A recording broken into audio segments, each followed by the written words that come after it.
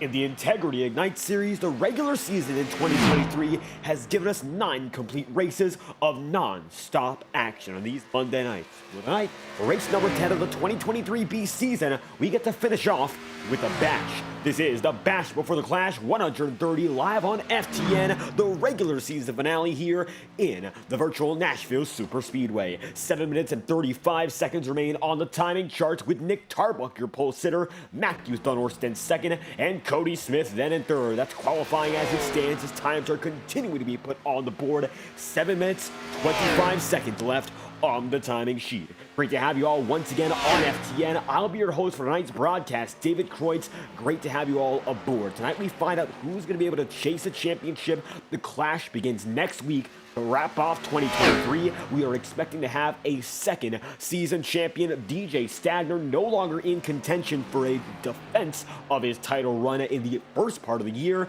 Now we're expecting another driver to come on top of the charts, not only here in Nashville, but also at the end of the season. Thomas Bressi, notable front-runner of the championship chase, goes down a pit road, this time by after a 4th place qualifying run. It's going to be Bressi in 4th. Michael Stroll rounds out the top 5, and Sean Carmody now comes up. He's position number 13. 6 minutes and 30 seconds left. Looks like the microphone's not as loud as we want it to be, so we'll take a brief break to make sure that's all good, as looks like the microphone is not picking up all that we're given here at the FTN studios. We'll be right back after a very brief break here, and we'll have all the action for the remainder of qualifying.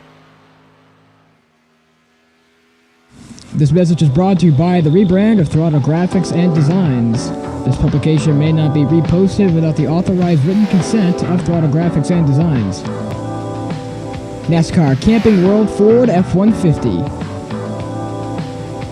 NASCAR Xfinity Ford Mustang.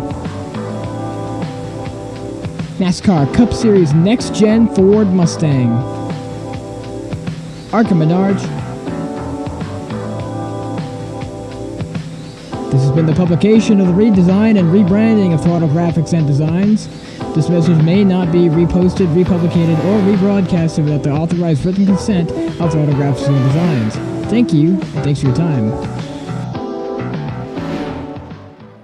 And coming back now, it looks like all is well in the FTN studios with 5 minutes and 25 seconds left here in qualifying. Louder and prouder to finish off our regular season. As you might have noticed, tonight on FTN is a doubleheader. Schumacher Racing League, they'll be added, and they're going to be racing in Phoenix in the Avondale 170. It's going to be Ryan Bogey taking on the commentary and production night, his FTN debut. Great to have him working with us at the SRO crew as they continue a fantastic season. A lot of great viewership, a lot of great drivers there. Schumacher Racing League, of all the leagues to put head-to-head here with Integrity, that's one of the best in the business, but nothing has been able to beat the high level of racing quality we've seen in the Ignite Series. It's been second to none all throughout the year, and still drivers are taking extra practice laps. Cody Smith, who's been one of the aces in qualifying all year long, is third on the board right now, and Smith, whose most recent Integrity win came in Kentucky in the Octane Series, knows the Xfinity machines have not been as easy for him when it comes to getting into the victory lane. Now, he's had a lot of speed no matter what car. He's racing a lot of the very similar drivers who race not only on Monday nights, but on Tuesday nights too.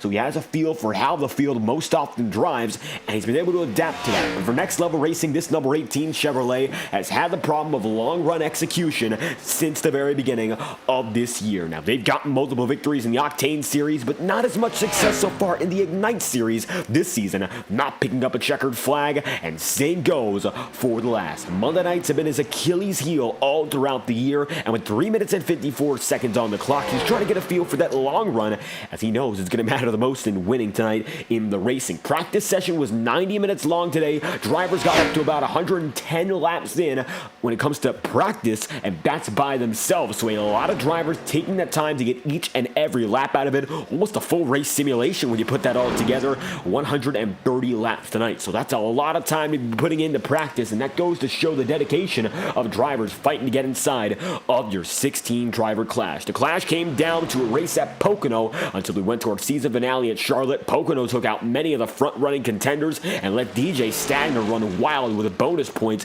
and that's what went on to decide the title at Charlotte, where it was Stagner and Thomas Bressi head to head. Bressi lost that title by 2 points to DJ Stagner, and while Thomas is your overall year points leader when it comes to combined combining both seasons here in 2023. He'd love to get a season championship to match with a potential of getting that year-long championship prize, the $2,000 Next Level Racing sim rig that goes with being the most consistent of the field all throughout 2023. Looking right now, Chad Cole taking the 24th and final time of the day. 24th place right now of the 26, now 27 drivers registered. Tyler Hensley just joining us now.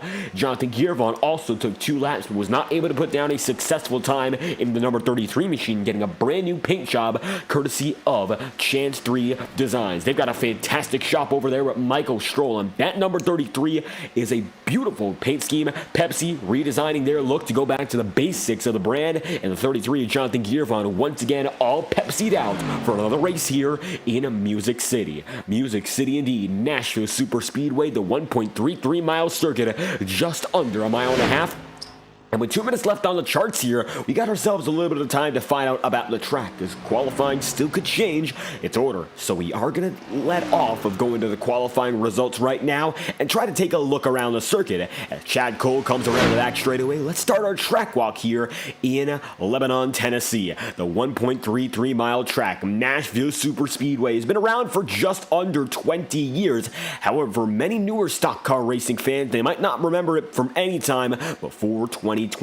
Well, at one point, this circuit was used in national competition with the Nationwide Series, the Truck Series, the Camping Road Truck Series at that time, and it was a very well-known circuit, of course, replacing the existence of the Nashville Fairgrounds, which now also sees racing to this day. But for just about a decade, Nashville SuperSpeedway saw no use in, of course, its state today. It's being used in the NASCAR Cup Series, and it has that ability to run national events, but for more than 10 years, just about, Nashville SuperSpeedway was abandoned for the early 2010s onto the post-COVID era here in NASCAR. Well, it came back in 21, and it's been able to bring a lot of fans back from the core area where NASCAR, of course, well known for its roots around Tennessee, the Carolinas, Virginia as well. So bring back the locations of the cathedrals of speed. Even if it's a modern form of racing, it's done wonders in bringing NASCAR back to the collective minds of the mass population, not only, of course, in the United States, but in the area of Nashville, Tennessee. Now, of course, 2 racing tracks there. One is very historic in the likes of the fairgrounds, but this SuperSpeedway holds its own, and it's brought on itself very, very well-known finishes, high-quality racing, and memorable moments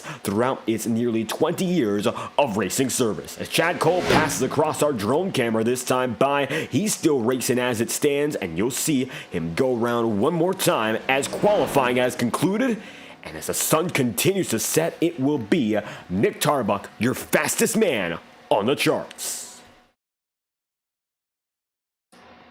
And now, with qualifying concluded for the final time in this regular season, we know who's going to be starting where and how big that's going to impact the rest of this tour. 130 laps around this track. It's a big, big deal. Now, Nashville is a 1.33 mile track that drives like an intermediate, but you got to remember, not only shorter laps, but a smaller circuit overall. Not as much room to work with, even though that racing line down low the apron, it is viable. It isn't like a track like Chicagoland, Kansas, for instance. We most recently, of course, have gone to tracks like Kentucky as well in the Octane Series, and here in the Ignite Series, we've gone to intermediates multiple times over. For the drivers, they understand what they have to do and how they have to execute, but tonight's a little bit different. Nashville, it strays from the norm. It's about half the length of Talladega, a 1.33 mile track, the only on the NASCAR circuit. So now with drivers making their way around this time through, how's about we find out who starts where in the final race of the regular season. This is the Bash Before the Clash 130, and Nashville, Tennessee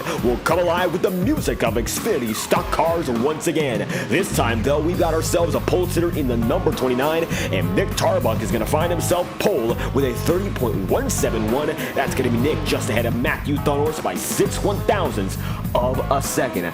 Number 8 machine of Matthew Thunhorse is going to be there with a 30.177. Cody Smith is going to be third, and the Next Level Racing Chevrolet once again strong in quali with a 30.203. Third place. Championship front runners, both Second and fourth, Bresci and Thunhorse fighting for the regular season title. It'll be Thomas Bresci starting with a 30.213 just inside of your top five. Michael Stroll will round it out dead even with Thomas Bresci's lap, but it'll go the way of Thomas Bresci after further calculation.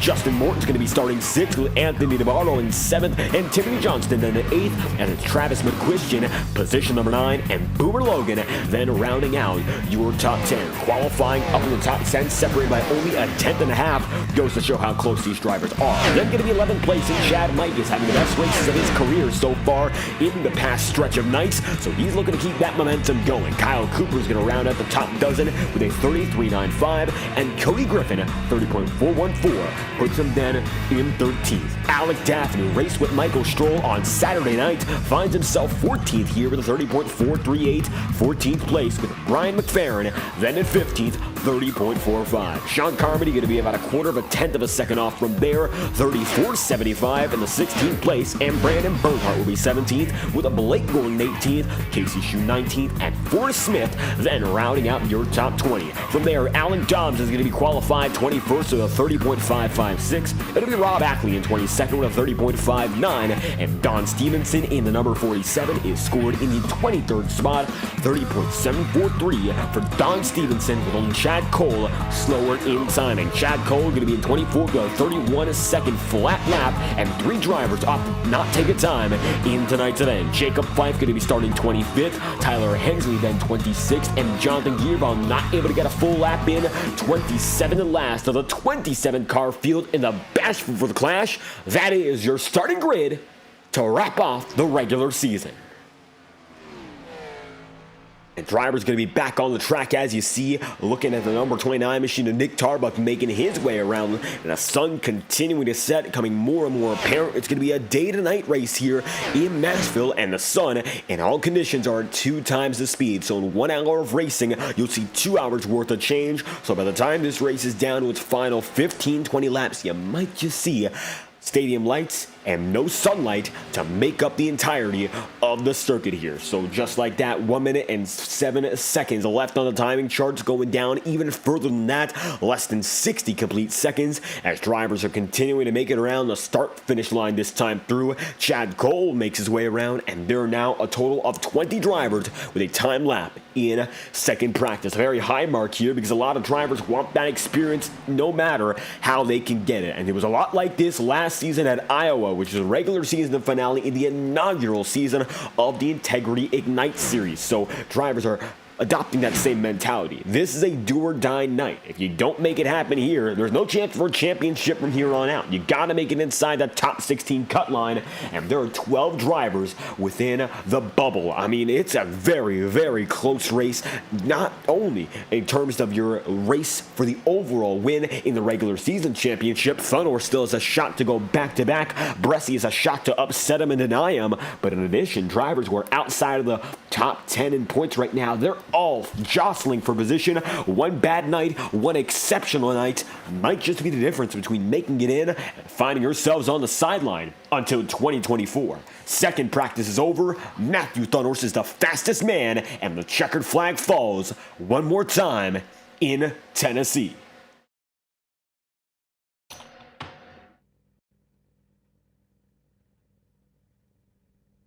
As they come through, this time on the starting grid, the field is set, and this is the highest stakes of this campaign, at least so far. 10 races in. This is going to be race number 10 of 2023B, and 130 laps are on the table for any driver. If they want to capitalize on this season, this is the time to find out what you got. Now, taking a look at our overall point standings here, you'll see the no-doubters and no-brainers are already, for the most part, locked in. The big battle right now when it comes to who will win the regular season goes down to Bresci and Matthew Thunhorse. Of course, those two drivers have been the class of the field all season long, with a few other drivers, of course, with race victories also firmly locked in. You're going to see Michael Stroll, Anthony DeBarro also there, not to mention Chad Mikus inside the top 5. Dobbs, Gordon, Fife, Stevenson, and Rob Ackley are all in a firm spot to keep on going. But you'll see that bubble right now. 2 points separate Travis McQuiston, your Daytona winner, and Casey Shue. Forrest Smith is only 5 points back him. Timothy Johnston, who has not run every race but still been very solid when it counts, he's right there in 19th. And Johnston, despite all his speed, is still chasing his very first podium, let alone his first win. And Brandon Bernhardt is 21 points back. Well, he might be a long shot. He's also in the mix. Justin Morton, Kyle Cooper, Cody Smith, Alec Daffin, they're not safe either. If you're within 25 points inside or out of that cut line, it's not over just yet. You are not safe. You gotta execute. It's not a done deal. And I'm certain the pressure on these drivers, they know of it already. They understand what they have to do. Now it's a matter of following that sort of instruction and guideline and going to succeed here in Nashville. Going to be Nick Tarbuck and Matthew Thunhorst taking it on one more time. Track temperature is 64 degrees Fahrenheit and now going to be up to 65. Only 1 degree difference between our air temp, so very, very moderate conditions. Mostly overcast skies in practice, but as the sun clears up, it's time to see who shines when it means the most. iRacing official pace car drops into pit road, this time by with Nick Tarbuck and Matthew Thunhorst, first and second respectively. The green flag flies for the final time in the regular season, and time to get back on the move. The basketball for the Clash is underway, and Music City is underway indeed. Welcome back to Nashville.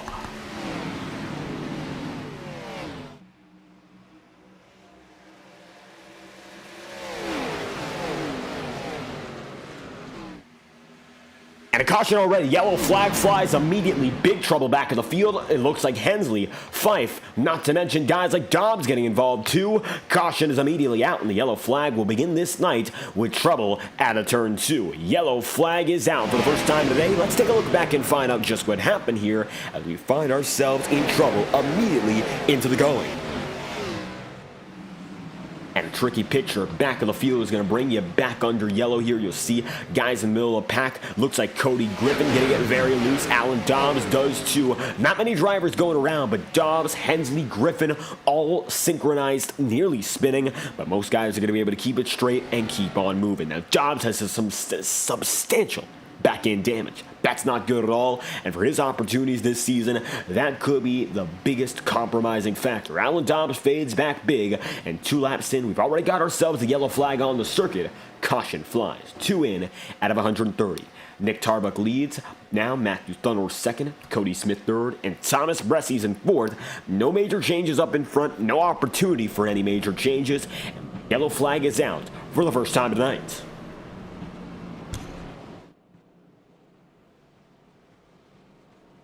And with the caution being out for the first time already, the drivers get a chance to immediately regroup and assess what's going on. A few drivers come down to pit road. You'll see Jonathan Gearvon is in, not to mention Tyler Hensley, Jacob Fife also through, Dobbs, Casey Shue making their way in at the same time. So a bundle of 5 drivers are in this time around, and Don Stevenson now going to be the final man on the lead lap, save for Brandon Bernhardt. Bernhardt is now 22nd.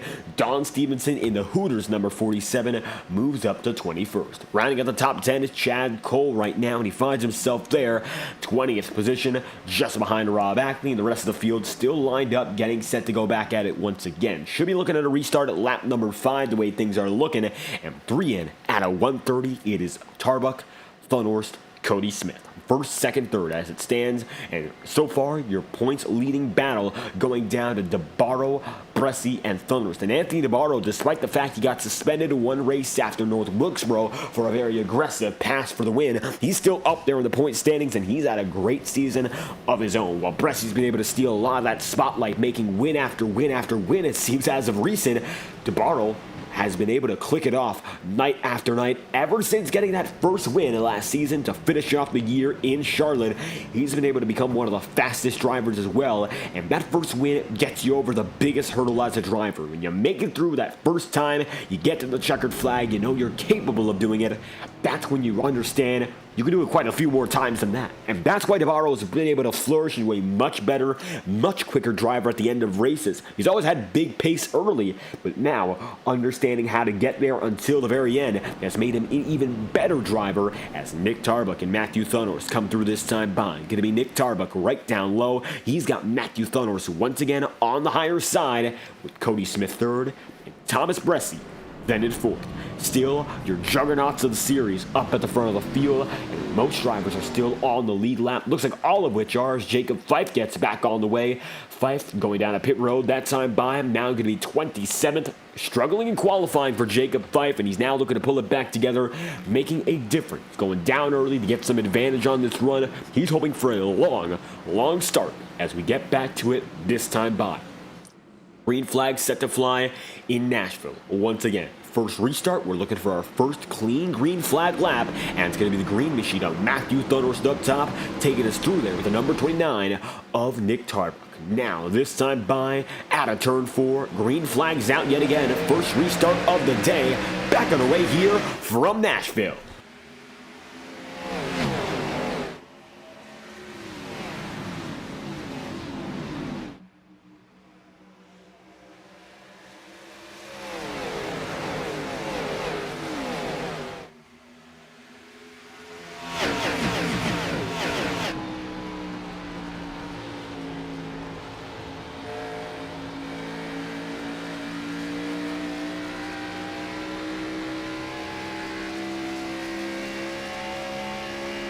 The line, you can see it's going to be close competition up at the front of the field. Now, Tarbuck, Thunors, first, second place with Thomas Bresci not too far behind to wrap out the podium to this point. 6 laps in of 130, now getting back on the way in hopes of a longer green flag run up at the head of the field. Single file for the most part. Not too much battling multiple lanes wide, but if they're going to go wide, they're going to make it risky. Ackley, Griffin, and Ford Smith 3 wide with, of course, Chad Cole watching there. And now drivers understanding how to make those passes so early in this one, getting that first lap yellow. It really sets the tone of either going aggressive all the way or being a much more conservative driver. A lot of guys opting to take the latter option. Side by side, not all too frequent to this point, and Cody Griffin going to get the better of the number 22 and 84 like 2 for 1, and Griffin moves up into 16th. Mid-pack already going to be making their first moves of the day as the sun is now almost entirely set. Still shadows being cast as they come off in turn 4. As they come through the front straightaway, nothing is there. Front stretch, they're going to be exiting it once more to turns 1 and 2, and you'll see a little bit of a glimmer as they go through turn 1, and that's when the sun begins to shine yet again. The track conditions are still very, very fair. 66-degree track temperature, so it goes up 1 degree Fahrenheit so far. Nothing major, but as these drivers continue to warm up their tires, get that heat in, the track is going to feel it as well, and it's all going to get that much warmer. Warmer track, warmer tires, and warmer tires, warmer tracks. So keep in mind that these are going to be elements of the race that become that much more important as the night continues, especially with the nature of having green flag runs here in the Ignite Series. So if we keep it long and strong, we expect to see a lot more battling of that nature, not only in terms of side-by-side battles like this, but also in terms of strategy. Now it's going to be Blake Gordon going down to the bottom side. He's got Kyle Cooper right up top. Take a look on board with Blake Gordon as he's looking for an out right there. It's going to be the number 94 of Boomer Logan keeping just ahead. And now, time to make that way down to the low side. The National Guard number 94 continues the defense. Still hasn't found a way through nearly on that quarter panel. Coming up to the back straightaway, Logan nearly in the wall. And just like that, Blake's got himself the opportunity to make it through. Side by side they go. Logan fading out of frame. And that's what it's like, trying to find that method to make the passes much quicker. Blake Gordon makes it around once, and now tries to look for his next victim in Travis McQuistion. And right now, Travis having the run he needs to lock himself into the clash. 10th place is about the best he's done all throughout the season, save for Daytona, and a top 10 run is exactly what Travis will require to hold on for hope in this championship picture. The biggest thing he could have done for his year is, of course, what he did at Daytona, winning. The checkered flag at Daytona means so much as a driver, especially given how competitive this field is. If you don't have the opportunity to race up in front every week of the season. Getting one of the plate track, it's hard, but it can be done. Now, Thomas Bressi was able to sweep Talladega. Atlanta, we had one race there as well. That went down to Michael Stroll. Daytona's been a bit more wide open. Now, Rob Ackley won the first ever race of Ignite Series competition, getting it done at Daytona in February. But here for Travis McQuistion, he had to deal with different circumstances. A very foggy Daytona, the likes of which we've almost never seen on the sim, so track conditions were unknown. The way the racing was going to play out was much different from that of the opener of the first season, so it was a much different landscape. But Travis McQuistion held on and eventually found himself with the checkered flag for the first time in his career here in the Integrity Racing League. So just like that, he's 10th place right now, looking good for a shot as Nick Tarbuck leads the way and slowly but surely begins to make that break that could gain him a bit more of a gap. Time after time, 10th after 10th. Matthew Thunor second, Thomas Bressi third, and Cody Smith then fourth, with Michael Stroll rounding out your top five. Justin Morton, position number 6. Way down low, Justin Morton now going to try to take it on Cody Smith, and despite the fact Smith had another great qualifying run, starting to see him fade back once again, and that's been one of the bigger problems for this number 18 team, and despite how good they've been, that's no doubt, of course, this Next Level Racing crew has to figure out something about these longer runs, because Cody Smith, his most recent win in any level of integrity competition came in the Octane Series in the Next-Gen cars, and he got it there on some ingenious strategy. Now, don't get us wrong here, that was a fantastic way to work the track. Kentucky, nobody expected the older tires to pay off the way Cody Smith used them, but at the same time, he hasn't been able to get it done on cycle with a lot of drivers anymore. He has to do something very different and have all the cards fall in line for him. If that doesn't happen, usually he's out there and losing spots lap after lap. 6th place right now, 15 laps in, fading back from 3rd, and DeBarro's coming up as well. So keep in mind, if Cody Smith loses anymore, he's really going to fall out of touch with your leaders, and he can't afford to do that here, especially with this being the regular season cutoff. Sean Carmody down low on the number 73 of Kyle Cooper. Cooper's got a new look as well, and for this number 73 crew, the Ford Mustang Burger King is going to be the primary sponsor, and a throwback to the earlier days of Dale Earnhardt Incorporated, shades of drivers, of course, of DEI program, or something like Joe Nemechek as well. So it's a multi-era throwback, so to speak. Burger King influential in NASCAR culture for quite a while. Matter of fact, I believe Steve Park had his earliest runs with DEI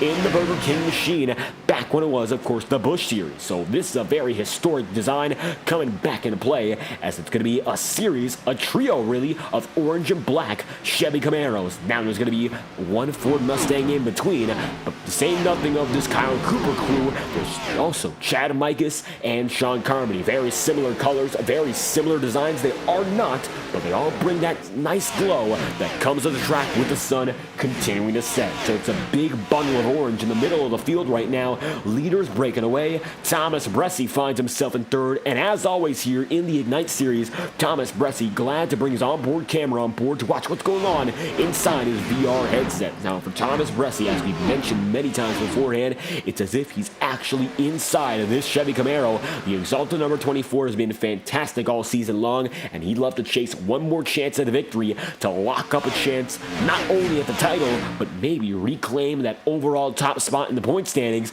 get that regular season championship. Now Bressi's running smoothly in 3rd with a bit of pressure being placed by Justin Morton, and we've seen these three drivers race each other quite a lot. Morton, his only win saw both Dunhorst and Bressi finish 2nd and 3rd to him, and that was at Monza. Justin Morton playing a fantastic strategic call, but the ovals have not been his calling all throughout the year. He's been fast at them, that's no doubt, but just has not been able to execute. And execution being such a big deal with this field, if you cannot execute, it's just about as good as not succeeding at any front. So if you can't make it there, at the end, it almost becomes useless as the night goes on. Michael Stroll going to be right now in 7th, chasing Anthony DeBarro. Timothy Johnston is 8th, and Alec Daffin is 9th. Blake Gordon rounds out the top 10, and Travis McQuistion is then in 11th, with a Boomer Logan 12th, and then Cody Griffin, position number 13. Looking further back right now, Casey Shoes, 21st place. He went down to pit road for the first time tonight, and he only has 4 tires set sets to work with. Tire set limit of 4, so it is going to be very low, the tire set limit, and Casey Shue already going to be using one to try to get some advantage here in the later stages of this race. And his main competition up in front of the field, that's going to be troublesome to deal with here. Travis McQuistion, the guy he's fighting to get inside the bubble with, he's just about 10 spots ahead of him, and 10 positions is much more than 10 points here, so you cannot afford to lose that much more time, especially if Travis McQuistion finds a way to get some extra points, like leading a lap, getting a halfway bonus, or even staying inside the higher positions until the very end. Casey Shue's got a ways to go right now, as he's going to continue to bobble, and Brandon Bernhardt now takes him side by side. And Bernhardt now going to be right there as well. 81 machine going to work on the second groove. Middle side coming alive as well. Low groove has been preferred for the most part. Now driver trying to take it a bit further up top. And looking at the guys who are now making that move, Jacob Fife on even newer tires is also coming with Bernhardt. With that being said, Brandon Bernhardt continuing to fade back at risk, but Casey Shue even at a bigger risk here as he finds himself losing time to Travis McQuistion at any which way. Jacob Fife can get around this number 4. It would help him, of course, in getting some extra points, but it would definitely hurt Casey Shue a little bit more than anyone else right now. So Shue's going to remain in the back of the field. Number 4 machine, 22nd place right now. 24 laps in of 130. That's the way they've gone to this point. Nick Tarbuck is still your race leader. Matthew Thunhorse is going to remain in second and up in front of the field. Largely the same each and every lap. Closest battle right now going to be Casey Shue and Jacob Fife. Fife remains up high, takes it down the back straightaway with some momentum, and Shue's going to opt to go right down low. Don Stevenson going to be 24th, Alan Dobbs then 25th, and Tyler Hensley's going to be 26th, with Jonathan Giervon position number 27. 25 laps in of 130. So far, so good. The batch before the clash, 130, save for our original lap 1 incident. Drivers getting into a nice rhythm here, and that's what we've seen all throughout this campaign, and luckily getting back into our former ways after a bit of an early scuffle in the back of the field. Front runners especially breaking out, and they've done it with ease. I mean, look at this gap right now, 0.6 of a second between your first and second place drivers, and Matthew Thunhorse needs to make this time back up, of course, to get away from Thomas Bressie, because Bressie is still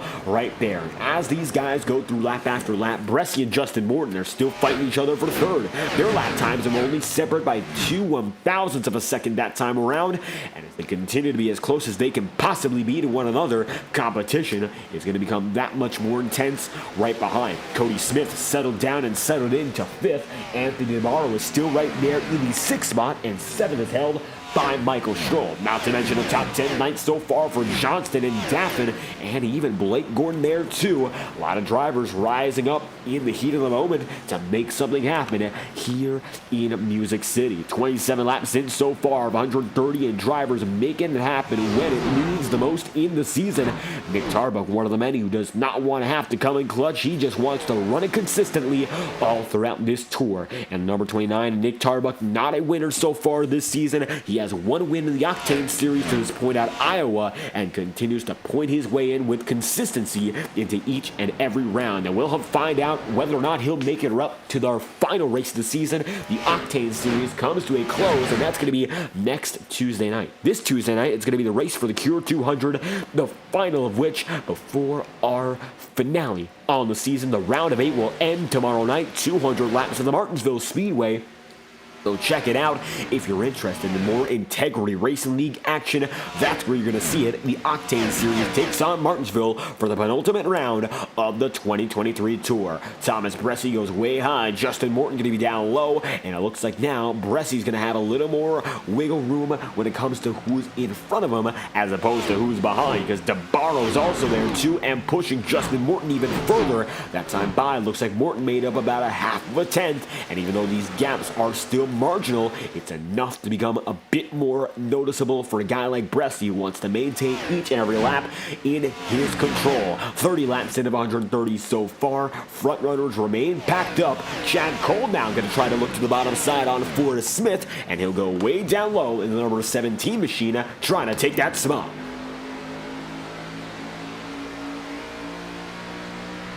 And all of a sudden, Chad Cole making those first moves to get around Forrest Smith in the Transcendent Esports number 84.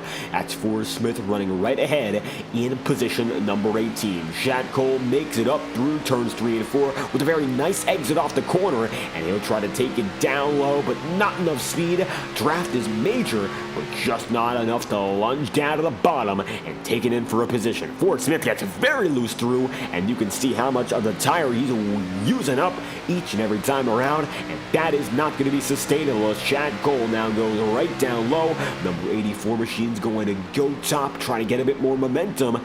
It's risky now because Forrest Smith losing so much grip lap after lap. He can't afford to do much more. He's going to squeal the tires again, but still up to stay just ahead. Looking from the deck-lid perspective, or rather the rear end perspective of Forrest Smith's 84 machine, you'll see it in a different light. Of course, not only because the light from the sun not going to be glaring in the eye of the driver from the rear view, but also because right now Chad Cole is going to be on the offense as opposed to looking at it from Forrest Smith on the defensive. Now, it looks like Forrest is running that second groove to a bit more success, at least for now, but Chad Cole's got a lot of grip right down low, nearly using the paint line, and he'll have enough speed to stay right there down the start-finish.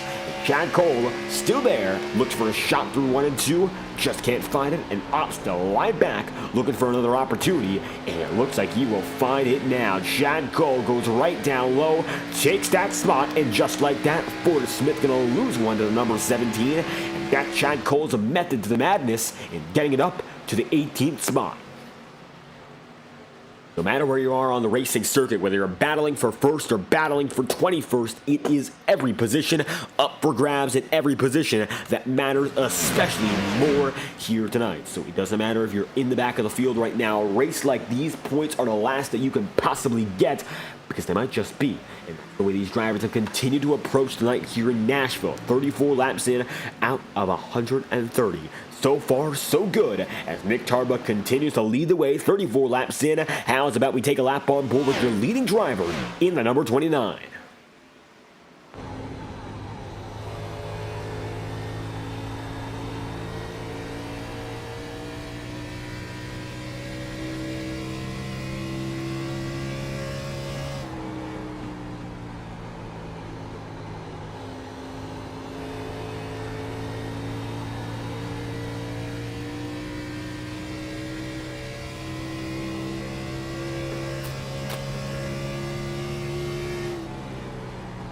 Nick Tarbuck's 36 laps in of 130. A so far so good night in the bash before the clash, 130, leading every lap of the day, at least so far. Fantastic performance of the driver, this number 29, who continues to keep the dominance that he's needed all throughout the season, making it happen in the most essential part of the season indeed. Matthew Thunders is still second with Thomas Bressi third. Three of the best drivers all year long maintain their spots in the podium, with Anthony DeBarro now right there in the fourth spot. Cody Smith, who settled there for the top 5, is now faded back a bit further, fighting to hold on to 6th, as Michael Stroll is trying to make that spot up, and one up for the driver of the number 38. Michael Stroll makes it there, and Timothy Johnston is now going to be in the mix himself. Michael Stroll, in addition, it's going to be Timothy Johnston too, making it around, and the Next Level Racing number 18 now finds trouble, as it could be not 1, but 2 spots being lost at once, with DeBarro also on the back bumper of Bressi, getting even closer to making a pass. And Thomas Bressi seeing a lot more in the back bumper so far. It's been easy in holding off the momentum from Justin Morton, but DeBarro is one of those guys you cannot defend upon for much longer than this amount of time. He's gone at it for a few laps, a handful at least. It becomes a lot more troublesome with Anthony DeBarro. This number 28 machine will not let go of Timothy Johnson on Cody Smith, but in addition, the number 27 will not let go of Bressi. Looking further back, they're side by side, Cody Smith and Timothy Johnston. In a clutch night for Johnson, he gets up in a 7th, and I'll tell you this much, of all the drivers this season who have not gotten a win, Johnston is up there, one of those who really has had the pace. I mean, Darlington, if there was no yellow flag, Thomas Bressi and Timothy Johnson would have fought to the finish, and odds are Johnson had a very good shot of making it. Both of them really had a great shot. I'll tell you this much, Bressi's a hell of a defender, but Johnston played the strategy to a T and made it there on time. The yellow flag fell and he got some damage, so eventually he faded back, and that was that. But Johnston's been great this season, so I don't doubt he'll be up here for the rest of the night when it matters the most. Timothy Johnston tends to come in clutch, but he just needs a bit more assistance from the field keeping it green. Benefits a lot more from going around lap after lap with little trouble. Up at the head of the pack as they come through this time by, Bresci is going to be still in third. Then fourth is DeBarro. Fifth, Justin Morton. Sixth, Michael Stroll. And still Timothy Johnston fighting in seventh. Looking at this battle, still a gaggle of 3 drivers just beyond your top 2. It's still Funnels and Tarbuck. First and second. Right now, Nick's got the advantage, and it looks like pit stops have not yet come into play. Even looking at the back of the field right now, tire wear, while we have seen noticeable losses in time, it's not been more than a second's worth so far. That time by for the driver we're focusing on particularly, it's Sean Carmody. Number 40 Machine Carmody is going to be a 31.287. That time by 30.614, his fastest lap. So just over half a second's worth of time each and every lap that he's losing compared to his all-time best. And for the leaders, such as Nick Tarbuck, it was a 31.141 compared to a best lap of a 30.239. So for someone who's running faster, the difference is bigger, of course. But still, relatively quick times given all that they've gone through, and the track temperature has not changed much. The partly cloudy skies of Nashville have given way to a 63 Fahrenheit air temperature with 67 Fahrenheit on the track, which has been stagnant ever since about the first 10 laps of racing. Warmer tires, warmer track, but now combating, of course, the waning sunlight, which we now see less and less of each and every circuit. Funnels, Tarbuck, first and second even still, and it's going to be Thomas Bresci giving way to DeBarro, and Anthony DeBarro makes it up to third with a side-by-side battle between McQuistion and Blake Gordon. Travis needs this top 10 run. He'll go right down low, number 93 Machine making it through, and just like that, Travis inside the top 10 once again. It's been a very fierce battle between these two, and Travis once again gets that advantage.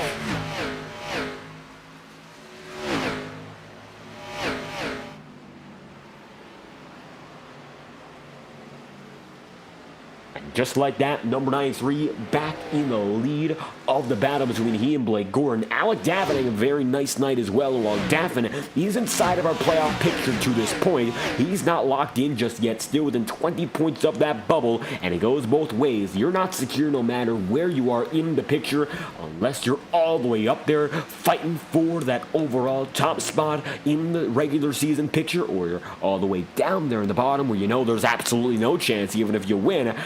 Security is lacking here in this picture throughout the field, no matter who you are. DeBarro is going to see that it's now time to go down to pit road. Anthony DeBarro comes in this time by 46 laps in of 130. Looking at a 2-stop strategy tonight if this is the move. Tyler Hensley also signals he'll come down to pit road, and that he does. Hensley comes in this time by. Tyler Hensley is through, and the 46 makes it official, the second competitive pit stop of the day immediately after your first. Just like that, we've got ourselves pit stops on the circuit, and now drivers in fierce battles are going to see the field separate by strategy. 46 laps in of 130. It's been a nice and smooth green flag run to get things going, but now the rest of the race might be determined by this cycle. Blake Gordon drops in this time by. The dude wipes number 13, drops in, and he'll swoop down to pit road to get some service as well.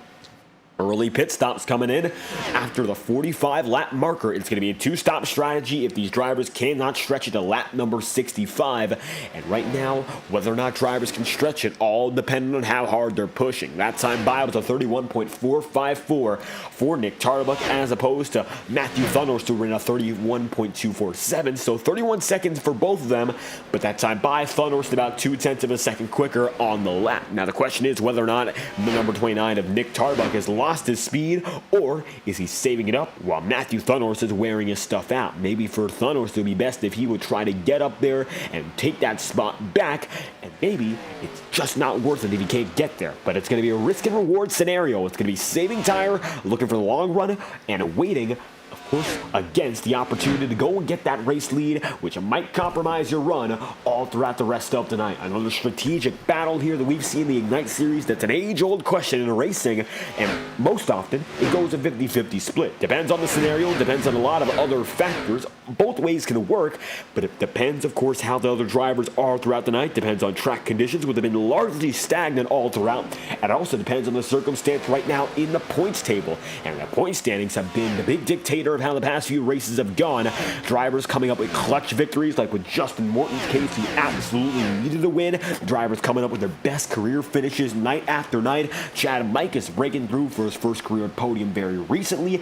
Travis McQuistion, of course, winning at Daytona. If you can come in clutch as a driver and make it happen before tonight here in Nashville, you're in a much better circumstance all the way. Much like it was at Iowa last season, if you come in prepared, you'll be able to perform much better. And it looks like right now for the drivers who are up in front, that is the common theme, as the top three are all drivers firmly locked in.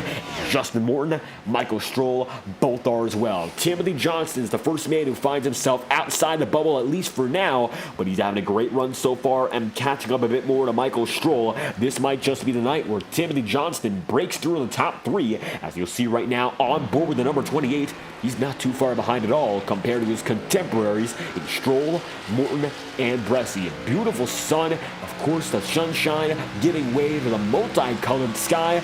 It's shades of course, that blue a bit more faint now, and a bit of a pink as the orange of the sun's reflection has all but entirely faded away. Going to be nighttime skies officially very, very soon, and Timothy Johnston is thriving in this situation. 63 degrees Fahrenheit, a very cool night here in the October month. It's going to be, of course, the end of the stock car racing season, not only in the real world, but virtually. A lot of things have wrapped up in the virtual scene. The NASCAR Coca-Cola iRacing series, they came to a close just a few weeks ago. In turn, their Contender Series began immediately thereafter. They're using the Xfinity Series cars much like these drivers are, and they're getting back at it in the colder months of the year as the drivers who are up in the spotlight get to soak up that sun, literally and figuratively. Now, Nick Tarbuck leads the way, and he's been able to soak up all the spotlight all night long. Only driver to lead a lap so far today, with Thunor still second, and lap machines now in the picture. Jonathan Girvan, right there. He's 23rd at the moment, and he's definitely the first man in jeopardy of going one lap down. And it looks like Blake Gordon currently is one down. Hensley is two, and not to mention Casey Shue. And Shue's night on strategy has not gone well. One lap down and very far off the majority of the field. Anthony Barrow right now is 3 laps down, and for Anthony, it looks like it's just not been one of those days for this team. Making it down to pit road with a struggle. Looks like a penalty coming into play, and just like that, DeBarro is going to be now 27 to last, which is going to take him out of the running for our regular season championship. Great regular season, that's for sure, but he does not want this to be a bad omen for what is next to come. There's a lot to go in this season that matters as much, if not more, as these first 10 races. Don't let this be what brings you into the clash. You don't want to come in with this momentum in mind. This is not good momentum, it's bad momentum in a negative direction, and DeBarro might have to take this race out of his mind and keep pushing as if it didn't happen. For him, it's an inconsequential night. For a lot of other drivers, it's a make or break, and right now, it looks like Tarbuck's going to take it down low on Jonathan Girvan as they'll be side by side coming out of the backstretch.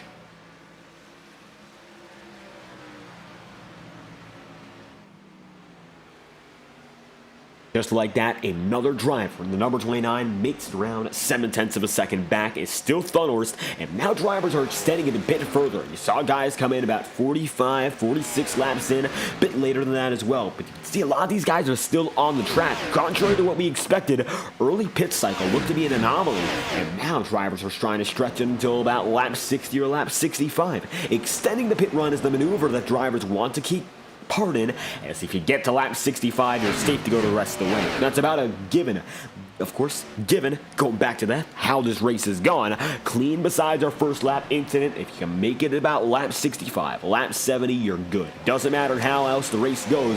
Maybe a green-white checkered affects the situation, but the way things have gone this year, that has seldom occurred at an intermediate circuit. Or a track like this in Nashville, we don't expect those things because right now the drivers are in orderly fashion, running their races, working on their lines. It's not about making non-stop rapid passes with a lot of close action each and every time around. It's instead about more formulaic driving, understanding that rhythm, and getting through with mechanisms that keep you up there all throughout the day. Boomer Logan's having a great run right now in 12th, and we haven't shown the spotlight, of course, on Logan all throughout the season, but Boomer's made some major gains all throughout this campaign, and we saw him earlier in the year not running up in front inside the top 20 often, but now we see him occasionally coming through inside the top 10, and he's been showing glimpses of even more speed as the season has gone on. So for the National Guard, number 94 of Boomer Logan, he's gotten much quicker, and right now in 12th place. Not a bad run in the slightest as he remains on the older tires 59 laps in. Impressive run for Logan, who qualified inside the top 10,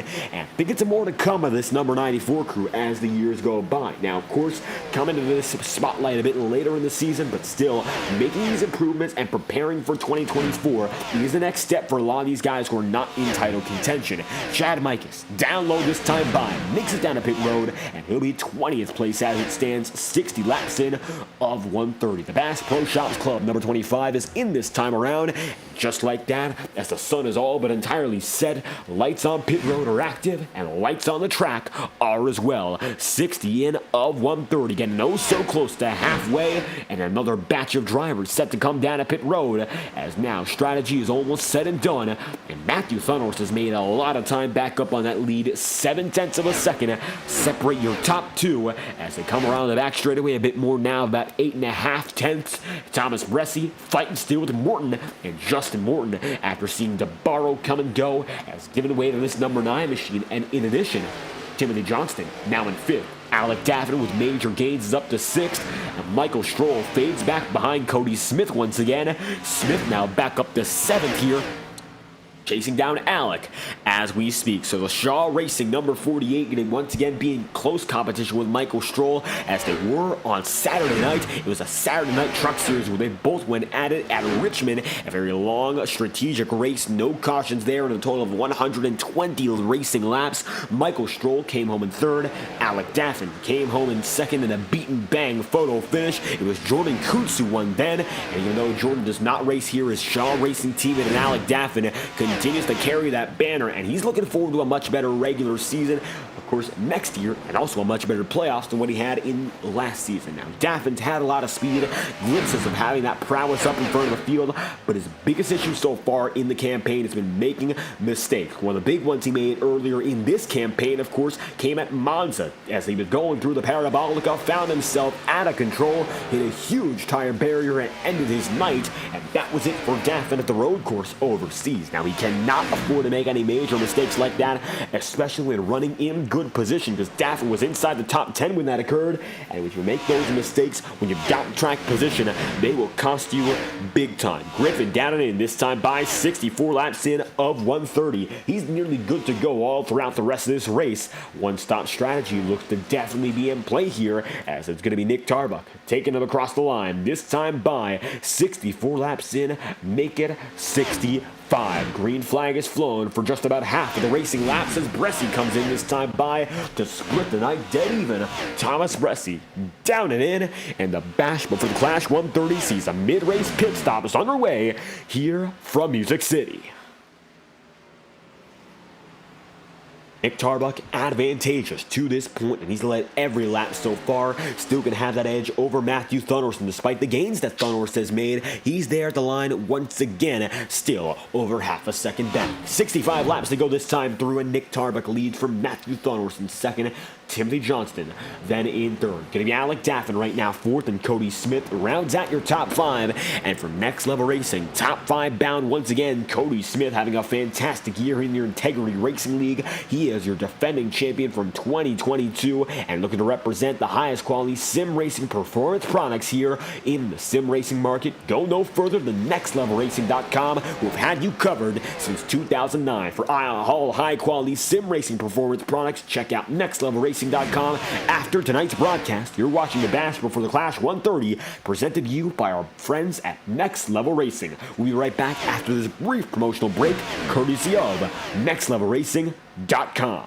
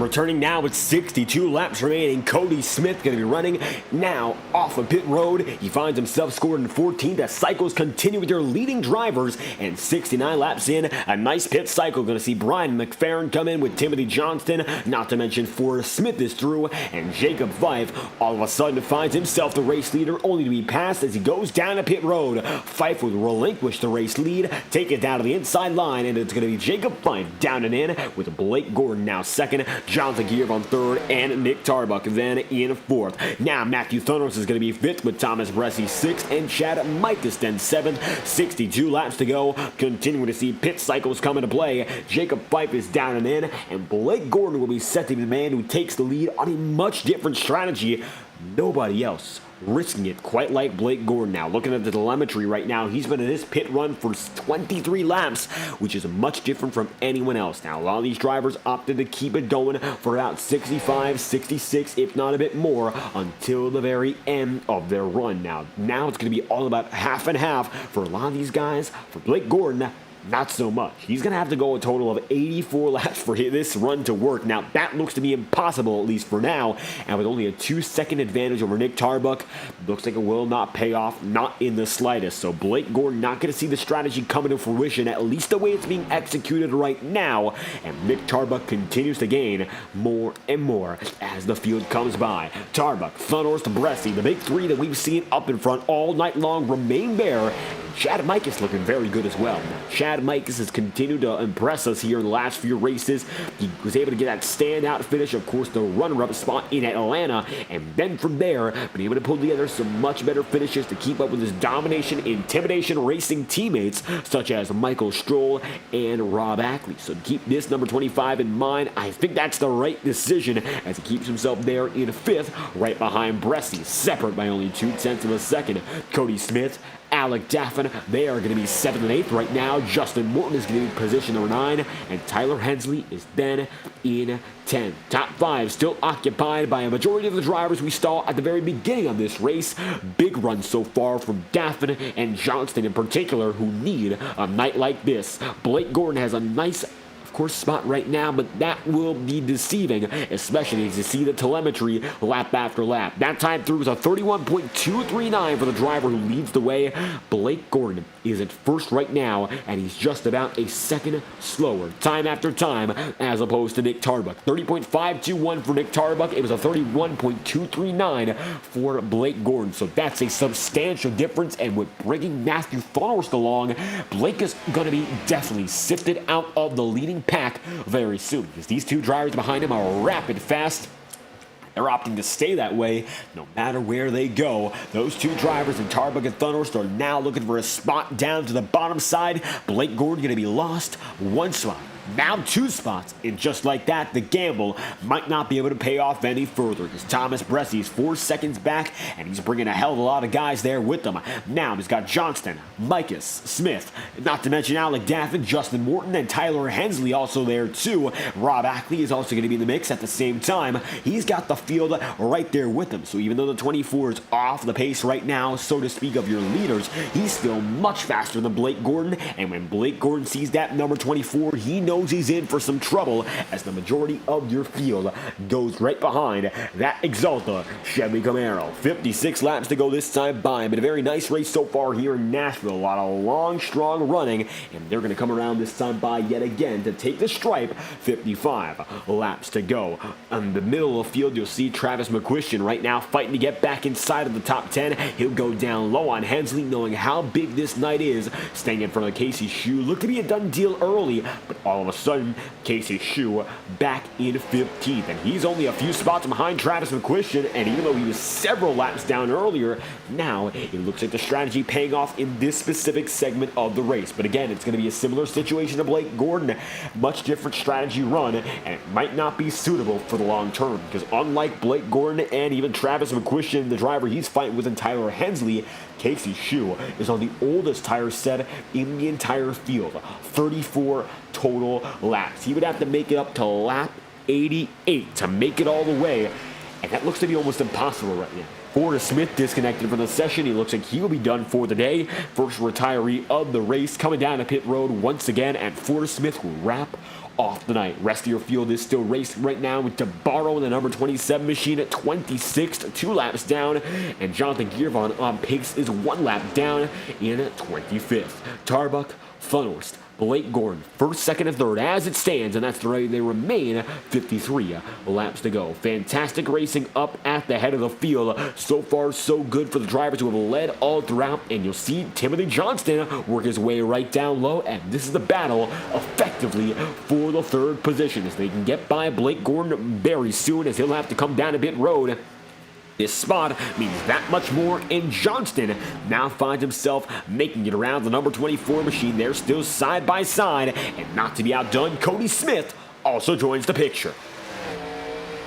And taking a look on board here with Cody Smith and the number 18 machine, you'll see how close he is to the battle, not only with Bressie, but with Timothy Johnston right there too. Now Bressie's going to be side by side with this number 18 and getting back on the way, putting that power down to the exit of the corner, just barely able to clear, and Cody Smith continues to follow these two drivers in hot pursuit of one another.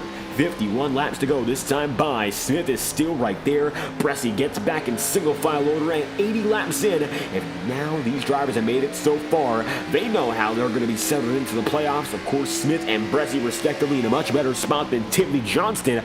Johnston is the man who really has to worry when it comes to his situation in this playoff ladder. Now, Timothy Johnston has been great in every run he's had so far this season, but not often able to make it there at the end of the race in one piece. And that's been the worst, of course, situation for any driver, no matter who it is, but Johnston's suffering up from it quite a lot. And Alec Daffin now here too. Daffin's going to work his way down to the bottom side, trying to make it around Thomas Bressie. And how do we take a look on board? The bottom right of your screen will show you the in-car camera from Thomas Bressie, seeing how it's like in the midst of a hard-fought battle. He's slightly turning his head to the left side to see Daffin making it around. Alec Daffin with a very nice move in front of the miniature pack here, and you'll see Cody Smith is out of sorts, and Smith nearly loses his stuff. Luckily saves it and keeps going. Man, oh man, was that close. Cody Smith very, very close to losing it all in one foul swoop, and you'll see he's still trying to fight Bressie for all he has. Cody goes down low, tries to take a pass at it once again. Now he has some room. He'll take it by and lunge deep. Just like that, Cody Smith taking a spot with Thomas Bressie still held there in 7th. Chad Mike is going to be 8th, and Justin Morton is 9th. Michael Stroll 10th. Rob Ackley 11th, and Travis McQuistion then in 12th. It'll be Cody Griffin 13th, and Tyler Hensley 14th, with John Carmody rounding out your top 15. And Jacob Fife 16th on the running order. Casey Shude's going to be 17th right now. Not bad at all, with Boomer Logan 18th and Don Stevenson 19th. Chad Cole rounds out your top 20 to this point as you look still in the bottom right of your screen. Thomas Bressie continuing this fight, and there's going to be Morton, not to mention Chad Mikas, Michael Stroll, and Rob Ackley. Domination, intimidation, racing coming out in full force as the battle just beyond your top 5 persists. Alec Daffin breaks away, but the rest of these drivers, not so much. Smith is 6th right now, and it's a 5-car bundle, all deciding who's going to remain and who's going to fall out of the top 5. And it's a major difference right now between those who have it up in front and those who do not. I mean, I'll tell you this much, 47 laps to go, coming down to 46. Chad Mikas, knowing how big it is to have these drivers right behind him, he's inside the top 10 of the point standings, so by no means is it a shock to see Mikas running up front this season, but major turnovers and improvements from his initial series here in the Ignite campaign. So for, of course, Chad Mikas making gains night after night, week after week, he's up there with the best in the business. Race-winning talent of Justin Morton, Michael Stroll, Rob Ackley, Thomas Bressie, Travis McQuistion, all drivers who have won races here who are right behind this 25 and trying to fight for his own first win in the near future. It's going to be another side-by-side battle at the start-finish line. The leaders are getting closer, and 0.3 of a second. That's now what separates Nick Tarbuck and Matthew Thunhorst. Now, Timothy Johnston rounds out the top 3. Blake Gordon continues to fade back big. And Johnston now going to have to race with Alec Daffin.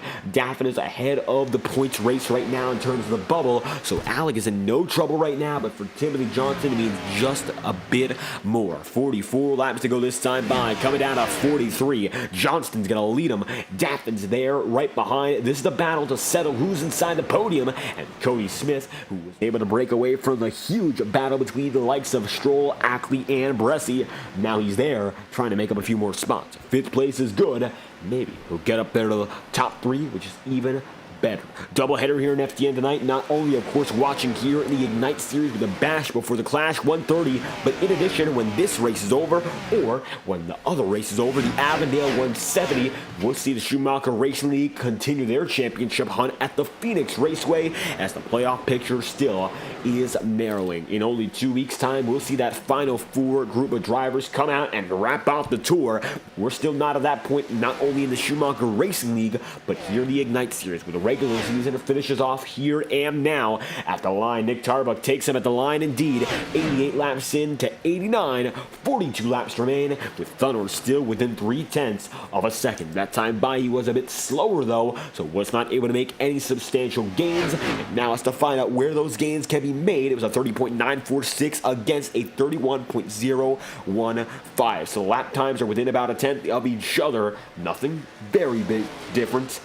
Could be the difference between winning and losing, having those minute separations in terms of lap time. At the stripe again, this time Drew Thunhorst is quicker by about a tenth of a second, so they're going to go back and forth and swap times, and that's how close they are as the race leading duo. Alec Daffin now going to be there. NASCAR Racing 48, 4th place with Cody Smith 5th. Blake Gordon is now there in 6th, and he'll have to go up high, washing up top as Michael Stroll now looks for an opportunity to make a pass around. Just like that, Michael Stroll going to find some other positions to gain as he'll take it right by Blake Gordon. Gordon now going to be 7th, dropping down to 8th as Justin Morton also finds an opportunity, an easy one at that, for the pass. 40 laps to go, and Blake Gordon continues to drop like a rock. The Bash for the Clash 130 ends here and now, and it's going to be the Blake Gordon machine continuing to lose more time. Rob Ackley going to be now in the 8th spot, getting by. Chad Mike is next up on the order to try to take it through on Blake Gordon, and Gordon's going to be, before you know it, outside the top 10 as Travis McQuistion now fights with Thomas Bressie. And McQuistion needs that top 10 run tonight no matter how it goes down for Casey Shue. This is all the insurance he'll need. Shue is back down to the 25th place, so looks like Casey's chance of the championship might end here and now, but that number 4 crew can't give up given the circumstance here for Travis McQuistion, who is still fighting to stay up in front. It's not all hope lost yet for Casey Shue, but seeing your main rival in the playoff picture in 11th right now, as opposed to being in 24th, not good at all. If you're that driver in the lower position, it's going to be hard as ever to make that back with only 38 laps left.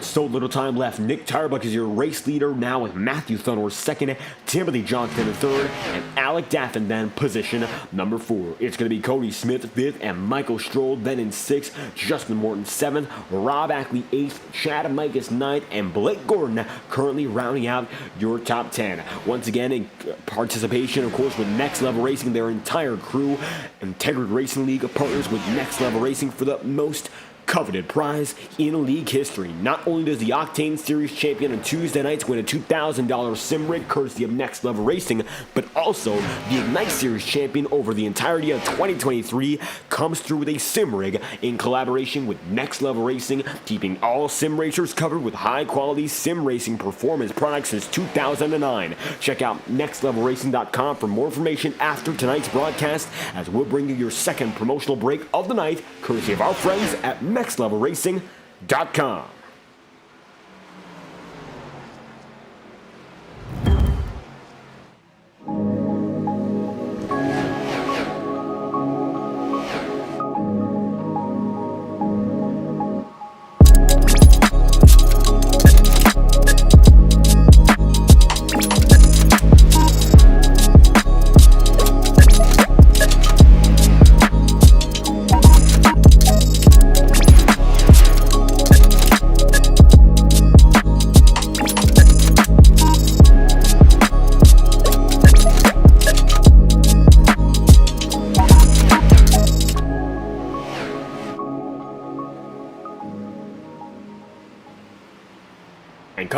with 35 laps remaining. It's going to be Cody Smith. Top 5 runs so far for him, with Alec Daffin 4th, Timothy Johnston 3rd, and the battle for the lead as close as it has been all night long. 0.2 of a second now. Going to see Matthew Thunderous behind Nick Tarbuck, and despite the fact there's been no green flag passing between the two, Thunderous has kept that pressure on each and every lap. Non-stop so far for this number 8, and it looks like he's got a chance to go for it closer than ever before. This Ford Mustang has no quit in it, and right now he has the keys to the regular season title for a second season in succession. He's running far ahead of his rivals in Bresci and DeBarro, and right now, if he can just keep it inside the second spot, he'll have even more bonus points to keep in mind for this second run in the Clash. He was the odds-on favorite driver coming into the Clash last season, did not have the best of playoff runs, and came apart when, of course, all meant much more. But to also add to how it's been all season long for Thunderous, he's slowly but surely been rising back up to the top level as a driver here,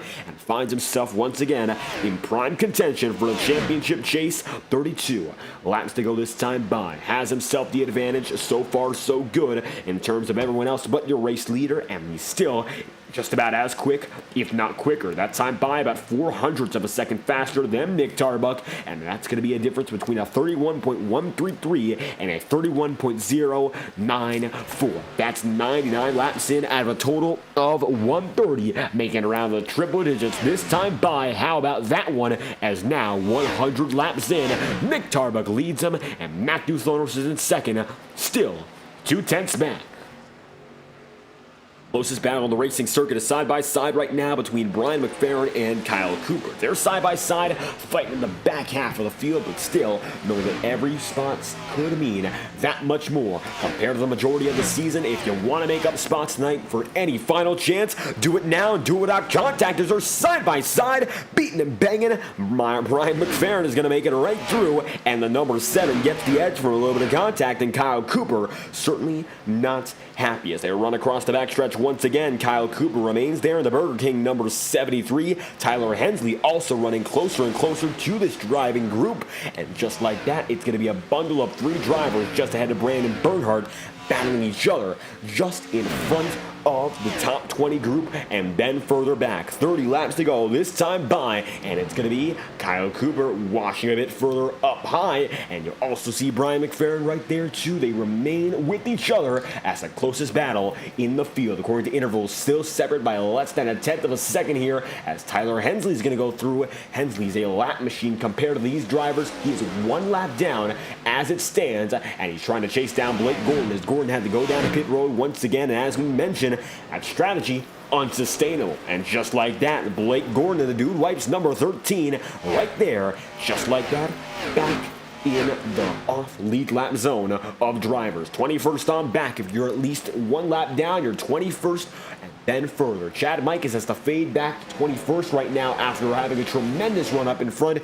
Just was not meant to be based on his strategy, not setting him up for the long run. So now Chad Mikas once again with the back of the pack, and he finds himself there. 28 laps remaining. Blake Gordon is also 1 lap down. Tyler Hensley, Casey Shue, Jonathan Girvan, DeBarro 2. They're all at least 1 down, as McFerrin and Kyle Cooper remain side by side down the back straightaway. McFerrin gets in the wall just a bit, beats and bangs. Hopefully no contact once again between these two, as they give each other room. Should not be much an issue. McFerrin gets that run off the corner exit nice and smoothly out of the final corner. It's going to be McFerrin with the edge.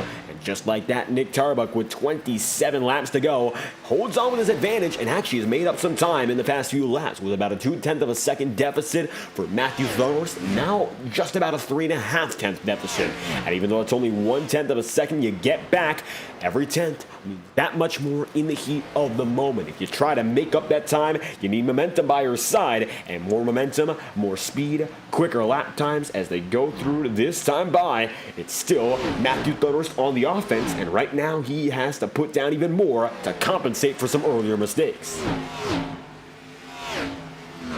Timothy Johnston is alone in third. Alec Daffman is now in fourth, but he has some company here from Cody Smith, as Smith finds himself even closer to the top 5 running again. Qualified inside the third place, and for Cody Smith tonight has been a big one in terms of executing all throughout, and that we mentioned has been one of his bigger struggles. And while he fell back earlier to as low as about the 7th position, he did not fall any further back and held himself in there during the more struggling part of the night. And as the track has continued to lose that sunlight and keep its current condition, he's been able to understand and adapt to how it will be all throughout the rest of the way. And just like that, Cody Smith where he needs to be in a total of 24 laps to go. 6.6 seconds from first on back, and that's the way they'll keep going. 24 laps to go, with Nick Tarbuck leading 107 laps in, nearly leading triple digits to this point, and they'll keep it that way. 24 laps remaining, with Matthew Thunhorst then in second.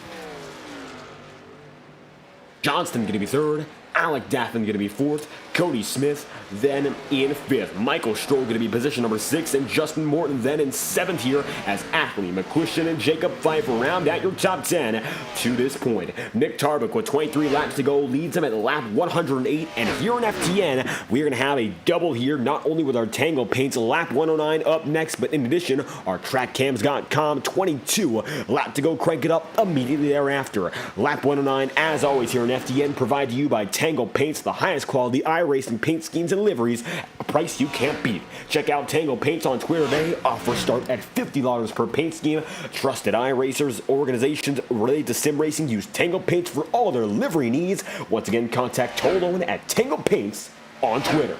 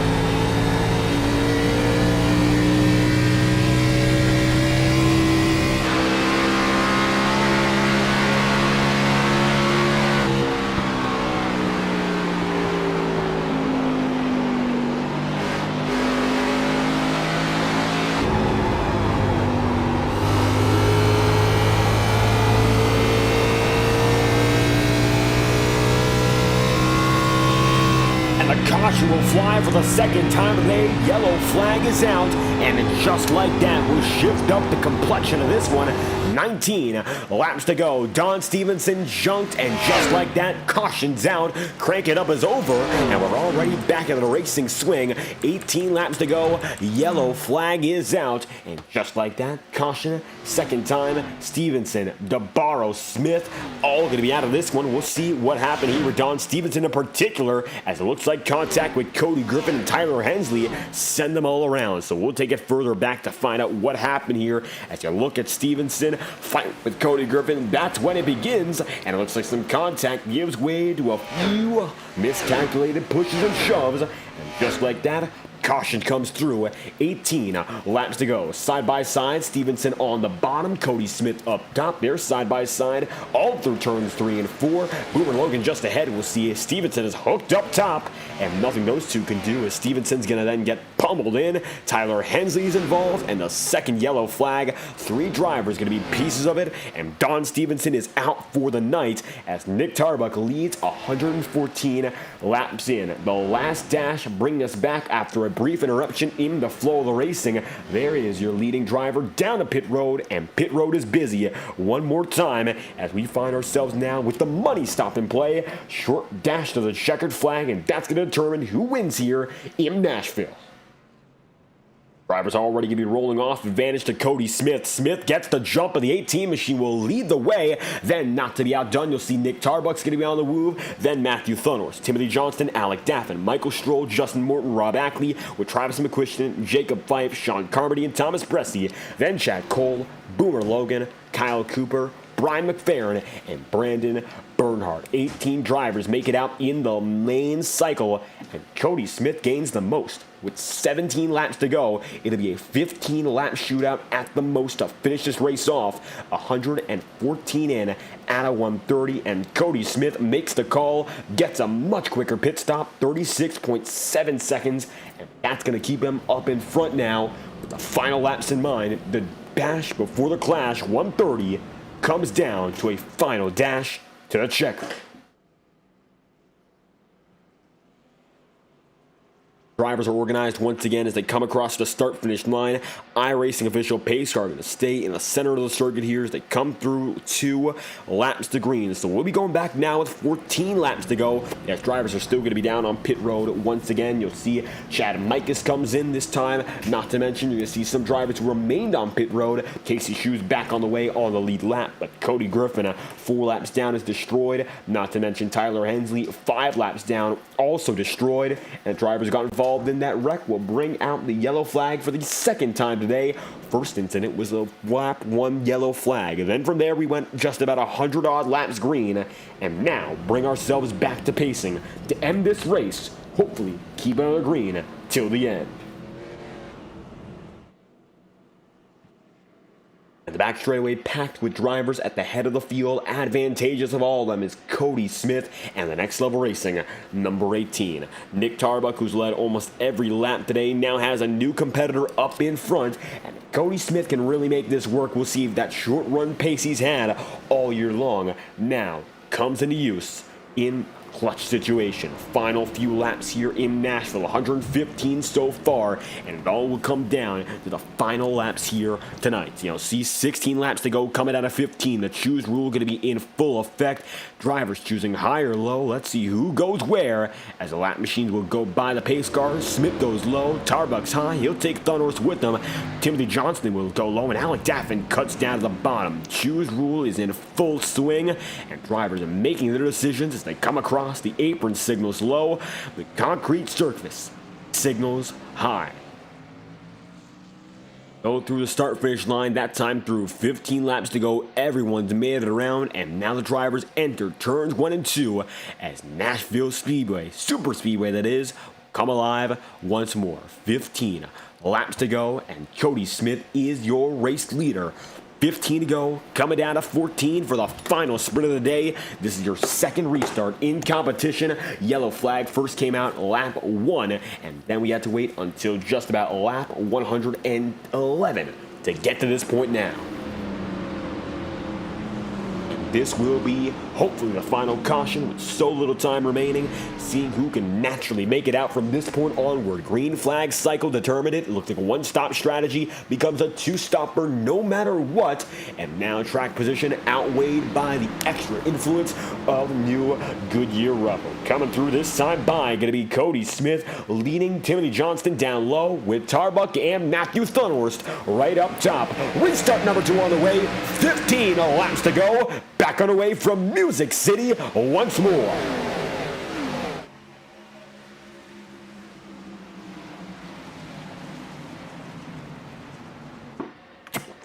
And a huge wreck, up and over, barrel roll, spins alike, and the caution flies for the second time in 10 laps. Multiple drivers destroyed, the playoff picture altered, and a lot of drivers on that bubble take huge hits. Yellow flags out once again, and just when we thought we'd finish this one off cleanly, we bring the caution out immediately once more. Yellow flag is out with a huge wreck to bring us back to the show. 13 laps to go. The Baker's dozen brings no luck as the caution's out for the second time in 10 laps, the third time overall. Take a look at this once again. We'll get an overhead shot to sort of understand the situation, get the context of it, because this one began in the middle of the field and went further back. We watch the replay in full, watch that restart as they come across this time by the turns 1 and 2, started what looked to be the head of the field. Multiple drivers already opting to retire, and Chad Mikus looked like he missed the shift, but that's because he avoided Daffin. Saw Rob Ackley doing a barrel roll.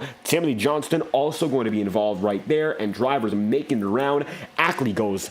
Jacob Fife is involved. Mikus, Thomas Bresty, Casey Shue barely limps through. Brian McFerrin gets slowed down, and just like that, a minefield of drivers. Johnston disconnecting. That ends his chance of the playoffs, and Don Stevenson also disconnecting earlier. Cody Griffin now 8 laps down. Daffin, Bresty 2 laps down as well. Ackley and Jonathan Giervon 1 lap down apiece.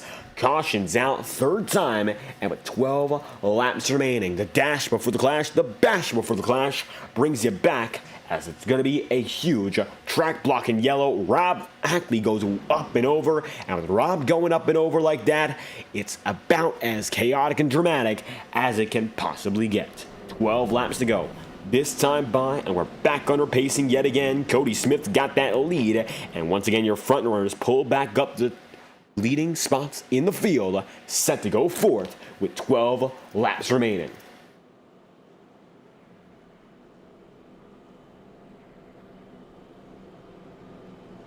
And now with a dozen laps remaining here live on FTN, iRacing Motorsport Simulations brings you all the action here on the channel. And we'll tell you this much, we'll extend a special offer here to all our viewers on the FTN channel, as we'll bring you a brief promotional message first from our friends at iRacing Motorsport Simulations. Check this out. For over 15 years of fun, iRacing bringing all the action in the world's premier online racing simulator.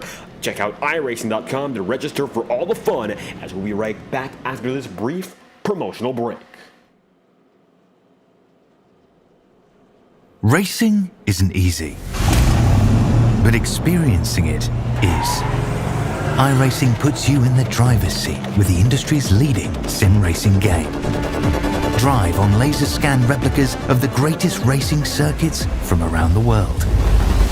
Go head to head against other drivers chosen by skill-based matchmaking to ensure competitive racing at every level. Compete across all your favorite series in officially licensed cars engineered to deliver the most accurate driving experience possible.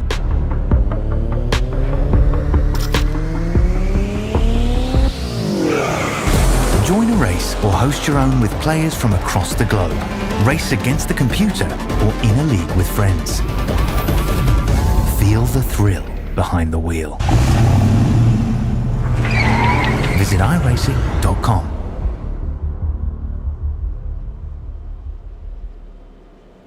For iRacing Motorsport Simulations, celebrating more than 15 years as a service, we're the highest quality places to go for any online racing, no matter what you want out of the platform. iRacing has it, and then some. So if you want to check out the official eNASCAR newsletter powered by iRacing and eNASCAR, check that out with the QR code on your screen right now. iRacing Motorsport Simulations, your one-stop shop for all online racing action, and with over 10,000 users on each and every day, there's an opportunity to race whatever discipline of action you want to get a part of, and particularly here on FTN, stock car racing, the place to go. One of the most intense systems of stock car progression, no matter where you are, real world or otherwise, with of course the Premier Series, the eNASCAR Coca-Cola iRacing Series, a prize pool of $300,000, $100,000 of which going to your end-of-year champion, and you can start your quest today at iRacing.com. Get in the know with the eNASCAR newsletter powered by iRacing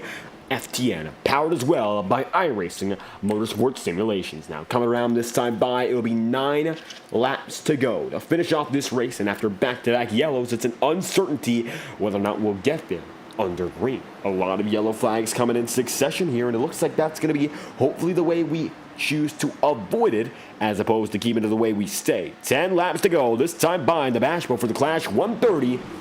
And the green flag will go yet again, single digits in the hands of Cody Smith, looking for victory lane to walk off the regular season. Green flag going to be out this time by with 9 laps to go. Cody Smith gets the jump, and the green goes for the third restart of the day.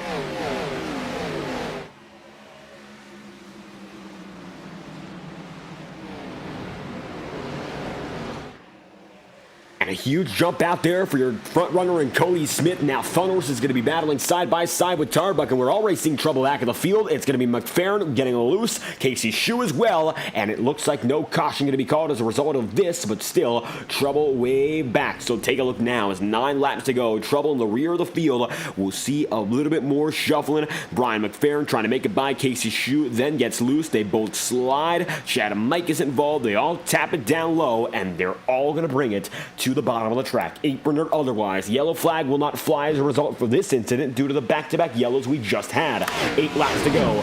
Cody Smith, and it looks like now playing it on his own formula. And tonight, it looks like strategy, as we mentioned, falls into his hands, and he's got that lead with everyone on the same page. Now, 7 laps to go, continuing to decrease. He gets in the wall just a bit, nothing too major, nothing to worry about, but Nick Tarbuck is already on the hunt.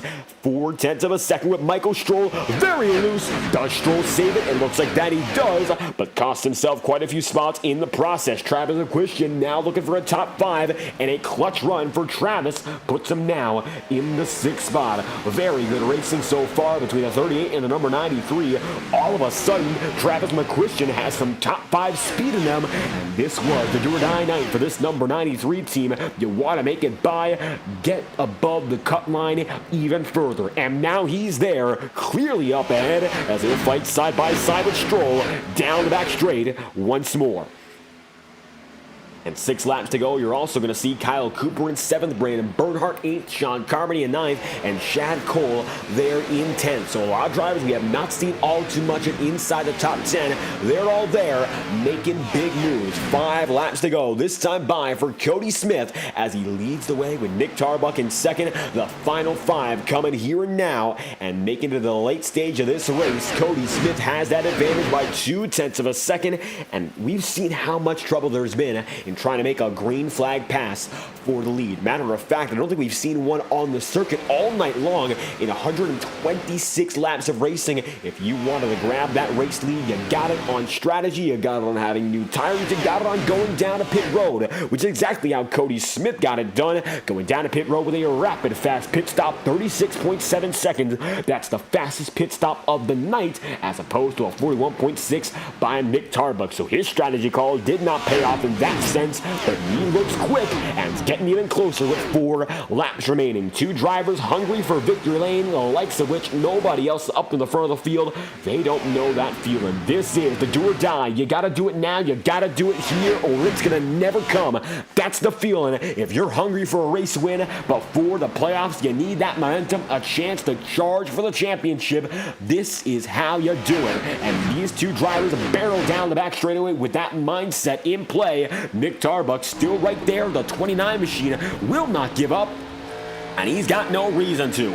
On board once again with the number 29 machine, looking up high. Nobody there. He's got absolutely nobody beside him. He's the driver putting down the pressure, and with 2 laps to go, he'll take it to turns 1 and 2, looking to keep the fight on with Cody Smith. Getting up to the bumper, even closer through the back straightaway. They'll be within 1/10 of a second flat, and Smith's got no choice but now to prioritize that defense for just over 4 more corners. This time by, it's going to be the penultimate lap of racing, bringing us around one final time. 1 lap to go here in Nashville. Music City will give it a show. Final lap here as it's 2 drivers chasing the win. Cody Smith maintains that advantage. It's not all too major though, and that's the way it stayed for the past several laps here. Final lap, and they're as close as they get. Now Nick Tarbuck looks down low, tries to make some room, and will lunge down to the bottom side. Through turns 3 and 4, Nick Tarbuck takes it deep, and Cody Smith remains on that second groove. Drag race to the stripe here in Nashville. It's going to be side by side, 29 low and the 18 just there. 1/1000th of a second, and at the line, advantage Nick Tarbuck. 1/1000th, a photo finish, and the number 29 gets it through. Music City is his, and just like that, the winless streak snapped. Nick Tarbuck in the most dramatic of fashion. It couldn't have gotten closer than that. 1,000th for the number 29 of Nick Tarbuck. It will be his win, and Cody Smith, the hell of a fight too. It was all between those two drivers till the very end, and just like that, time to burn it down already. Celebrations and a hard-fought battle at the line, beating and banging, locking fenders, and in a moment's notice, it goes from a fight as harsh and as aggressive as it gets to immediately off the track. Nick Tarbuck's celebration cutting it premature, and just like that, the 29 machine is off of our racing circuit. And how about that? No burnout, nothing else to accompany the victory, just a checkered flag and a win in mind. As we'll take a look back at the instant replay before any other discussion here. Replay will show you how close it was at the line. Instant replay for Nick Tarbuck's fantastic race win over Cody Smith. We'll play it in the back of the field. Of course, they were coming through, and they just got the news of a 1/1000th of a second margin of victory. And how about it? Nick Tarbuck dove it low through 3 and 4. Cody Smith was right there in the second groove, and they kept it, maintained it straight, and it was a matter of pixels. 1,000th of a second. It doesn't get much closer than that. I don't think there's any way it can get even more so, and that's the competition here. With the regular season coming to a close, you got to do anything you can to make it happen. Just like that, the regular season ends in dramatic fashion. Nick Tarbuck wins, and from the pole position comes back to get the top spot by 1,000th over Cody Smith, with Justin Morton then finishing in third. Matthew Thunhorst comes home in fourth, with Michael Stroll rounding out that top 5, and a clutch run from Travis McQuistion puts him then in 6th. Going to be Brandon Bernhardt 7th, and Kyle Cooper then 8th, with Sean Carmody 9th, and Chad Cole rounding out the top 10. From there, going to be Boomer Logan 11th, Blake Gordon 12th, Alan Dobbs 13th, Jacob Fife 14th, and Jonathan Giron position number 15. Chad Mike is going to be 16th, and Casey Shue going to be 17th, with Brian McFerrin 18th, Rob Ackley 19th, and Alec Daffin rounding out your top 20. Then from there, it's going to be Thomas Bressie 21st, Timothy Johnston 22nd, Cody Griffin 23rd, and Don Stevenson 24th, with Tyler Hensley 25th, Anthony Barrow then 26th, and Ford Smith 27 last of those on the field. And just like that, another hard-fought night of racing comes to a close, and a thriller for the number 29 to get into victory lane. No more exciting way than doing it with a margin 1/1000. And for this number 29 crew, it's been a long time coming. Nick Tarbuck fighting the highs and lows to make it through to victory lane, and with the smallest margin of victory all year long, you come through with 1/1000th to spare. How do you feel? Victory lane is yours in the most dramatic of ways, and the dash before the clash is yours here in Music City. Yeah, man, it was something. I don't like to get that way during the last, straightaway to the line there, but, I tried to wait and see what would happen and let it play out, and, I felt contact, and it's the way it goes. I've had that happen to me before as well, so, so you're kind of tired of losing them. I had that race won, I think, especially that last run there, the fuel run. I had it played out perfectly. I was going to win by a mile, but the way the restarts play out, you never know what's going to happen. So, you have to just do what you can to try to win. I thought I was going to be pretty good on the 4 tires, but it turns out the 2-tire strategy was pretty damn good. So I had to really just do everything I could. Doesn't feel great, but the win's a win, I guess. And of course, a win, a big deal coming into the playoffs, and Clash System up next. And you had this race far and away when it came to the long green flag runs, but some chaos with those shorter runs later in the going. So how was it like managing that as the final few laps went on with even more chaos every lap we saw? Yeah, it was pretty quiet, honestly. Where my whole race was pretty quiet. Just kind of hitting my marks, trying to be real smooth, stay out of trouble. I heard over chatter there was some craziness going on, but yeah, at the end, I was actually expecting there to be a lot more cautions than there was. But yeah, it was really close quarters. Obviously, I mean, look at the finish. But that's the way it goes. You know, you have these late race restarts, and every inch matters. And every inch going to keep you up there for a victory here just before the clash kicks off at Kentucky. Now time to move on with the championship in mind. This 29 team is still fighting what's going to take to move with maybe another victory in mind when we head to Kentucky next. Yeah, I don't know, man. I mean, really just kind of keeping it smooth and doing the same thing I just did there. Hopefully we can let the long run play out, but I'm not even sure if I'm in a chase or not. I just found out middle of the race that winning doesn't even get you in. So I really had to fight every point that I could because I unfortunately missed a lot of races this year. So I'm hoping I can actually get in the chase with that, but I don't know if that's the case or not.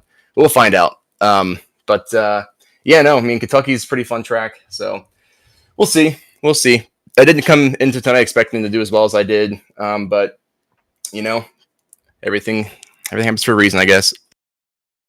An unexpected night of control from pole sitting to just barely coming through with the win. Nick Tarbuck, the race here, Nashville SuperSpeedway is yours. Anything else you'd like to add after this finish? Yeah, I just want to say thanks to you for broadcasting. Thanks everybody that showed up and made it a pretty full field. Thanks to the admins for putting on a good race. Thanks to the team for the strategy there and helping me out with the fuel strategy. Not that it really mattered. And thanks to everybody who watched, Josh, Justin, parents, and yeah, sorry, Cody, if you ever watch this. Hate to win that way, dude, but I've been itching, I guess.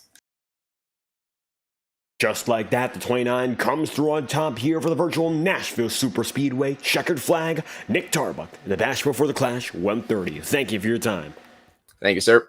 Now, Nick on the move. It's a checkered flag for the number 29, but Cody Smith on the other end of the spectrum, 1/1000th of a second. And that's a harsh deficit, of course. There's nothing closer and nothing more memorable. For Cody Smith, second place today in hard-fought battle at the end of a 10-lap shootout. What was it like up there until the very end?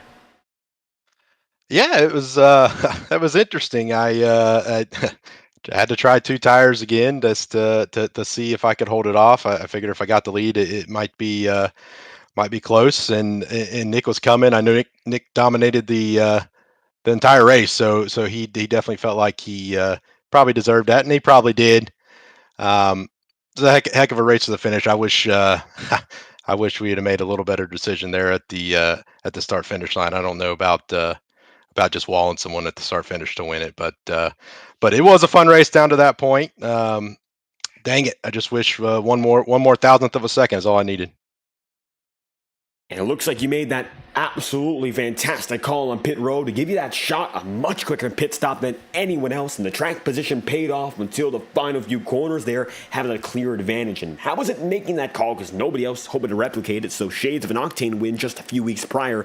A difference on pit road could have given you another chance at victory lane. Yeah, and that's really it. I went back. I know it's a different car, but it worked there.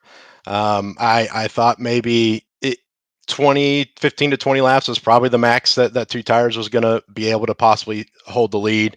At that point, I was going to run fifth, sixth, somewhere in there. That's where I ran all day.